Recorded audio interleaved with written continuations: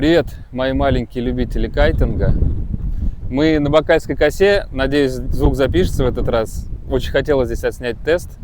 У нас на тесте Elevate XS 26 года, только в 8 размере. В ожидании ветра пока запишем какой-то превью. Что касается конкретно этой модели, у меня моя история опять. Начну со своей истории. Впервые я попробовал Elevate 7 XS на станции «Где кайт» у Сереги Гундарева на Татарке в Щелкино. Когда я приехал, у меня был самый маленький, это 8 Evo, и меня там разрывало в 40 узлов. Там был суперплотный северо-восток, сейчас таких уже не делают в наших краях. 4 года назад. Это был 22 года кайт, кажется, еще с роликами на растроповке. Но тем не менее, когда он мне дал эту 7, суперсильный ветер, я офигел, как кайт хорошо держит передоз. После этого я решил себе купить 7 уже следующего года, 23-го.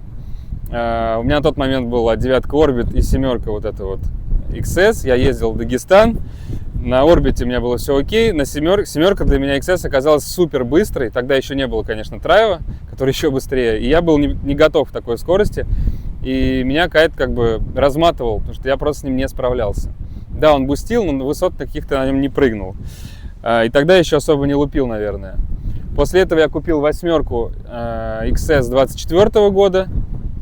На ней я сделал, так, по счастливой случайности, первый свой лейт. И очень быстро относительно ее продал почему-то. Ну, был покупатель, я ее, собственно, там после пары месяцев каталки, я все понял, как бы кайт классный, мягкий, продал. 25-й год я пропустил, но у нас, кстати, есть 25-й год Вероники из Серфхаты. Она предоставила, чтобы сравнить с 26-м годом. Обе 8, если раздуют, супер, можно будет сравнить. На данный момент можно сравнить. Начнем с рюкзаков. Это, наверное, Elevate, один из последних брендов, которые делают еще нормальные рюкзаки человеческие, наряду с Norse. Рюкзак переработали сильнее, чем там, в позапрошлом году он был относительно прошлого. То есть здесь теперь открывается не спереди молния, а сзади спинка откидывается. Внутри еще кармашек, внутри открывается. Ну, в общем, прикольно. Черный цвет с фиолетовым. Выглядит прекрасно. Один из приятнейших рюкзаков по цвету и по функционалу, который сейчас есть на рынке. Больше ничего, наверное, о кайте не скажу. То есть технически все знают, что там, на нем эстонцы там прыгают очень высоко. Какой-то рекорд Европы поставили на XS там 3 или 4 года назад, как раз на 22 года версии, по-моему, с флета. То есть у кайта есть второй этаж. Неплохой хэнгтайм. В целом его когда-то сравнивали ребята, которые катаются на орбитах и любят орбиты, сравнивали XS в один ветер. XS прыгал выше в одинаковых условиях, соответственно. И в целом именно 8 XS, докроновая, не алульная, мой любимый кайт у всей линейки Elevate, вот честно скажу, поэтому у меня самые теплые чувства к нему и самые такие и ожидания, что я получу вот такое же или лучше ощущение от этого кайта. Если, опять же, будет достаточно или недостаточно ветра, потестим в разных условиях, какие как бы придется. У нас ветра сейчас не очень много, поэтому накачаем кайт, посмотрим. Оба кайта накачаем, и 25 и 26, посмотрим, что поменялось. Что-то поменялось. Там материалы кое-какие добавили. Вот этот 6х6 рипстоп их местами появился на кайте. Вот посмотрим, что с растроповкой. Ну и, конечно, покатаемся на обоих. И у нас будут, позже я покажу, две планки тоже. Одна уже новая с белыми стропами, и вторая. Короче, каждый кайт будет на своей планке своего года. Накачали оба кайта. Если говорить до скольки качать, на табличках написано 7 PSI на обоих. Мы качали всегда эти кайты, да вообще любые элевейты в 10, 11, 12, просто в дуб, пока не ляжет стрелка насоса на манометре. Ну окей, растроповка на обоих кайтах осталась, ну короче, на новом так осталось как на старом. 5 точек крепления. 1, 2, 3, 4, 5. 2 на ухе близко, 1 одиношенька и 2 ближе к центру баллона тоже объединены. Сразу же смотрим на втором кайте, на новом. О, да сдувает, кажется. То же самое. То есть, чисто визуально по местам укрепления тоже можно посмотреть. 2, 1, 2, 5 точек без блочков, без роликов. Прямое управление с 23 года. Кайт шикарно управляется, вообще все замечательно. Значит, по настройкам классически 2 штуки. Стоит изначально завода на лайтах, быстрая скорость. Настройка на длины управляющих строп тоже здесь такая олдскульная на самих пиктейлах. По настройкам, давайте в новом кайте, хотя нет, здесь лучше будет видно, на старом. Такие же, как и на остальных, подавляющем в большинстве элевейтовских кайтов, 3 настройки на управляющих стропах. Расшифровка, где она? Вот, пивот, стандарт, тип. То есть средняя это Big Air Hang Time, вот там написано для всего, стандартная настройка завода. Крайняя петля это быстрый разворот. И дальняя петля это фристайл. Смещается у нас стропы ближе к центру, центральные, силовые. Здесь все то же самое. Если нужны доказательства, то они внутри кайта. Здесь даже лучше видно, наверное, на черном по белому или синим. Все то же самое. Какие-то изменения, если смотреть, которые заявляют, это что-то связанное с материалами, а именно, например, задняя кромка. Они вот материал 6х6 в основном пихают везде сейчас, их типа какой-то вот материал. Задняя кромка, вот эта вот двойная, из материала 6х6 с 2 сторон. Она идет у нас по всему куполу. Вот я до середины дошел, до центральной поперечного баллона. Все то же самое. Ну, в смысле, что везде вот этот материал с разной просто шириной и с узкой полоской до крона. По идее, это вот они пытаются облегчить путем введения вот этого материала. Лата одна. На старом кайте 25 года толще полоска до крона, она такая двухсоставная, синенькая и вот еще фиолетовая. И здесь 4х4 материал сдвоенный, который идет, вот, чтобы перешел уже в рипстоп. Также идет по всей задней кромке. И также лата, как будто такая же, тоже одна на половинке между 2 баллонами вот этими крайними. Еще, вот сюда, если зайти, тот же самый 6х6 материал используется на новом кайте при переходе от баллона, ну, как и на РС на новом. Про мы только рассматривали, обычно у нас еще не было. Вот здесь у нас вот эта вот переходная история. На старом кайте здесь 4х4. Тоже как будто на ощупь двойная. И здесь, кстати, я не знаю. Здесь как будто одинарная. А здесь как будто двойная. А давай дизайнера пригласим, может быть. У нас тут рубрика «Заметки дизайнера». Влад архитектор, он думает, что у него есть понимание стиля и решил, прям вызвался просто оценить дизайн. Субъективно, конечно же. Конечно, субъективно.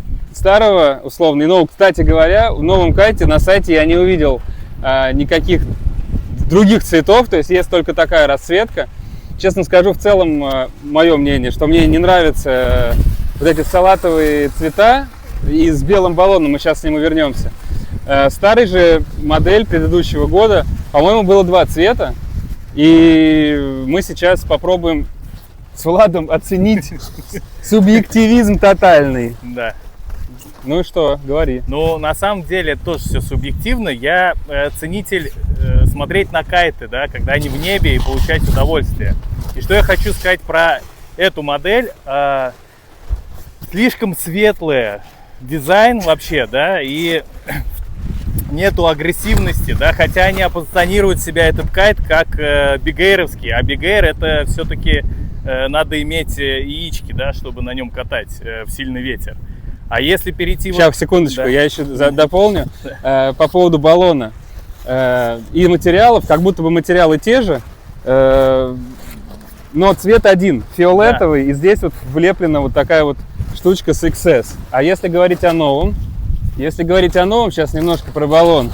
Материал тоже как будто тот же, но зачем-то делают белый баллон. У меня были кайты с белым баллоном, к сожалению. Это все становится серым, зеленым, в зависимости от того, где вы их используете. А дальше переходит на вот такой вот темный синий. И здесь влеплено также у них по сценарию элевейторский значок. Ну, я хочу добавить, что это получается уже джунгли, да? То есть тут у нас лайт такой по цвету, а здесь уже агрессия идет. И если мне выбирать, например, мне дали бы покатать на этом или на этом, я бы выбрал этот, потому что здесь он какой-то вызов уже, да, тебе, что ты, ну-ка возьми-ка меня, чувачок, попробуй-ка лупануть со мной, потому что агрессия чувствуется вот во всех вот этих цветах. То есть давай, чувак, бери, катай меня. Ну вот посмотрим, как Влад сегодня лупанет на нем. И про планки уже было в ролике с РС, но тем не менее у нас есть прошлогодняя планка, или позапрошлогодняя, ну короче, предыдущий вариант планки КС Авто и новая планка. Видно, что стропы серые и белые, они разные. Я показал новую планку человеку, который ремонтирует кайты, как бы и те запеченные, говорит, сказал, хорошие стропы. В целом не было нареканий больших к старым стропам от Elevate. Они делают кайт жестким, то есть они такие, как бы, ну, в общем, есть такой у них эффект. По всему остальному, ну, что-то переработано, что-то допилено. Уже про грипп я говорил, что у новой планки поинтереснее, помягче. И внутрянка.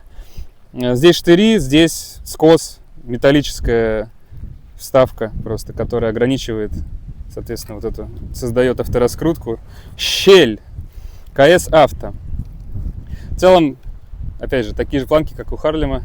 Или у Харлема такие же, у Редина, ТРТТ, плюс-минус одна и та же история. Ну и это тоже мы уже рассказывали. Старый чикен, новый чикен. Все идет в более симпатичную сторону. Функционал плюс-минус тот же. 22 метра. Это уже конец второго дня на Бакальской косе, там же, где мы начинали. Вчера мы не сделали отчет. Постараюсь вспомнить, да, что ветер плюс-минус одинаковый, сегодня был послабее. Вчера дуло там 20 плюс узлов, в целом было достаточно, чтобы хватило на восьмерку, скажем, лайты для восьмерки, но с возможностью прыгать там 5-6 метров, что-то покрутить. Сегодня чуть недостаточно, но тоже как бы, забегая вперед, она себя показала прикольно. То есть даже получше, чем некоторые девятки из-за, возможно, скорости для лупов. Так вот, возвращаемся в начало. Я взял кайт. Кстати, на лайт настройках, на длинных, там, как я и говорил, 2 узелка на управляющих, оказалось мало. Перевязали на более короткие, то есть укоротили управляющие стропы, стало более-менее достаточно. Кайт показался довольно-таки жестким, сбитым, точным, возможно, из-за отсутствия роликов, но в целом, короче говоря, понятным в управлении. Я прыгнул сразу там с E-Late, что для меня является таким показателем. Довольно сложный трюк, я считаю, потому что на многих кайтах у меня он просто не получается, я не чувствую йенка какого-то там и не понимаю, где кайт находится, пока вращаюсь. Так вот, на этом кайте мне было все понятно практически сразу. Естественно, как у пятибаллонника на слайдах хороший, опять же, тот же йенк на выходе. Даже там ставлю видео поначалу непривычно после быстрых кайтов, без йенка, не дотягиваю планку, меня там вырвало из воды там сильнее, чем я ожидал, где-то я чуть раньше. Ну, в общем, привыкание. В итоге, конечно, кайф. Есть много плюсов для меня в пятибаллонниках. и в слайдах, и в Енк в лупе, и все такое. Да, конечно, перекашивать надо по-другому. Уже однорукие лупы не такие, как на траве, там, само собой, там можно вообще на халяву крутить. Здесь уже нужно приложить силу, и некоторые мышцы с непривычки начинают растягиваться, забиваться, болеть. После этого кайта взял предыдущего года XS на тоже предыдущей планке. Ожидал минимального разницы между ними, а разница оказалась огромная. Запустил 25-го года старый XS, он сразу показался мне резиновым. То есть, если это более сбитый, то тот был такой желеобразный, хотя я припоминаю, катая в прошлом году, сравнивая с 24-м уже годом, 24-й был как будто более жесткий, 25-й стал более резиновым, не знаю. 26-й снова жесткий, что хорошо для меня. Не знаю, кайт, планка или что-то такое, я катался на наполовину затянутый, потому что кайт бэкстолил. Ну, то есть, окей, мы триммером выровняли там планку, я не знаю, насколько там ровные стропы, но это не суть, они ровные попарно, но триммером я все выровнял. Прыгалось немножко выше на 25-м году, может, совпадение, в самом начале просто, может быть, раздуло, когда я вышел на 25-м. Лупы не такие ярко выраженные Енк, то есть мягче намного лупы. Я вспоминаю, да, в прошлом году эти лупы мне казались просто очень мягкими. Здесь кайт как-то из-за того, что более жесткая форма, как будто бы структура, луп более с ярко выраженным Енком и такой вот. Ну, короче, мне как будто бы он понятнее, интереснее, вот, не знаю, как-то ближе из-за жесткой структуры кайта. Вышел снова, подумал, может быть, это, опять же, ошибка какая-то конкретного, там, ветер что-то поменялся, но просто выхожу снова на этом кайте, нет. Действительно, этот кайт жестче, интереснее. По мне, так по ощущениям, на голову выше прошлого года. И давая катать, там, ребята уже уехали, кому-то давали катать, все выходили разного уровня кайтеры, райдеры, все были с хорошим впечатлением, то есть кайт, ну, как бы отзывы очень положительные, то есть никто не сказал, что вот это мне не понравилось, то есть каких-то аспектов, понятно, восьмерку сложно испортить, но тем не менее, там кто-то кор катает, кто-то катает озон, там алулу и так далее, этот кайт в целом на докроне, я считаю, что супер достойный вообще в своем сегменте ценовом и материальном, в плане материалов и так далее. Еще одно мнение сейчас выслушаем нашего арт-директора. Сейчас, нет, не кривляйся, ты так и ходил криво. Вот он. Его разложило сейчас, он вот катался последний уже здесь на восьмерке, пытался лупить. Размазывал меня, как маслом по хлебу просто. Так. Вот, я первый раз лупил пятибаллонник. Вот, вчера день я его тоже лупанул первый раз, и мне показалось все кайфово очень. Ну, понятный кайт, в управлении понятно. У меня у самого Vortex Озон восьмерку, да, она помягче, чем этот, но, естественно, это, бля, пятибаллонник. Запикаем, да, сорян, что так говорю. Вот, сегодня более, по-моему, сильный ветер, ну, на что я решился, ну, может быть, я не знаю, для меня он сильнее. Я недавно лупы делаю, и он выходит в поддержку, но у меня еще пока не хватает опыта приземлиться нормально. Сам кайт кайфовый очень, он понятный мне. За счет цвета он агрессивный, как я говорил, я не знаю, это ставит, нет. Его хочется лупить, хочется на нем катать, хочется его еще пробовать и пробовать, он дает эмоции и драйв. Вот. С чем сравнить, я пока не могу ни с чем сравнить, с пятибаллонником. Хорошо. От сегодняшнего дня у нас здесь сегодня был и девятка Trigger Brainchild, и девятка Peak Harlem. И, ну там, это отдельная история про них, я не буду спойлерить. В тот же самый ветер я выхожу на восьмерке, и у меня на восьмерке больше фана, чем на девятках. Когда дует, ну, в девятку недостаточно, в восьмерку также недостаточно, но восьмерка за счет скорости, я не знаю, либо конкретно этот купол, блин, на нем я даже в ноги не приземлял, то есть если на девятках там были какие-то в ноги моменты, то здесь за счет скорости тренить на восьмерке какие-то штуки вообще прикольно. Да, кстати, и что касается, там, ну, допустим, кто хочет зайти в кайт-лупы, этот кайт, конечно, не для супер для входа, не самый простой. Уже по Владу я могу такую оценку дать, потому что для меня он, конечно, простой. И одной рукой он лупится, конечно, не так, как трехбаллонники, там, легкие, но тем не менее, мне на нем кайфово. А вот уже, пожалуйста, индикатор, человек, который только учится, ему на трехбаллонике на быстром будет Да, проще. вот Vortex прокручивается и выходит в поддержку быстрее, там надо меньше поворачивать планку на кайт-луп. Кирилл мне подсказал, говорит, что на пятибаллонике на этом надо было резче. И когда я стал делать резче, быстрее, то да, он прокрутился у меня гораздо быстрее. Но размазывает он качественный, ребят, я вам скажу. Пятибаллонники. Мы, скорее всего, переместимся на другой спот, если получится, в более сильный ветер, чтобы потестить его уже по-нормальному и с другими товарищами, чувачками нашими. Если нет, то это конец. Типа, кайт классный, он не разочаровал, только наоборот стал лучше. Если мы еще где-то отснимемся, то будет продолжение. Мы все-таки доехали до Голенькой и успели катнуть в один из самых лучших прогнозов, который был вообще за все лето. Хотя и все равно там было не супер там, много на восьмерку.